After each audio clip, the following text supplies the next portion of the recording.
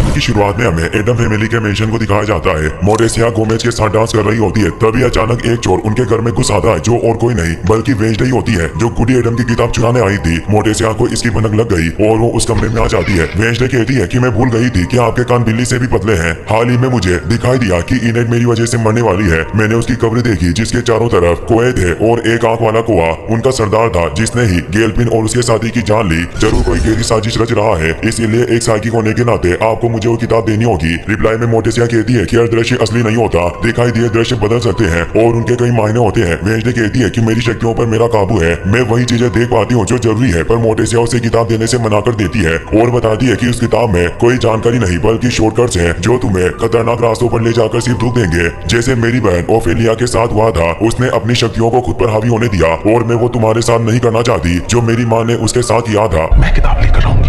और वहाँ से निकल जाती है। वेंसडे को समझ आ गया था कि उसे बिना साइकिक पावर के ही इस केस को सुलझाना होगा। एंग्रेस से उसे गेलपिन का फोन तो मिल गया था, पर वो उसे अनलॉक नहीं कर पा रही थी। थिंक स्नैपिंग फिंगर्स और मोर्स कोड के जरिए वेंसडे से पूछता है कि क्या इनेट जानती है कि वो मरने वाली है। वेंसडे कहती है कि अगर उसे पता चला तो वो काफी बौखला जाएगी, इसीलिए मैंने उसे कुछ नहीं बताया। तभी एंग्रेस भी सामने आ जाती है, जो अपनी इनविजिबल पावर की मदद से वहाँ छिपी हुई थी। एंग्रेस खुश हो रही थी कि इनेट मरने वाली है। वेंसडे उस पर गुस्सा हुई बताती है कि इनेट को कुछ नहीं होगा क्योंकि मैं पहले ही कातिल को ढूंढ लूंगी। और अब वेंसडे गेलपिन के फ्यूनरल में आ जाती है, जहाँ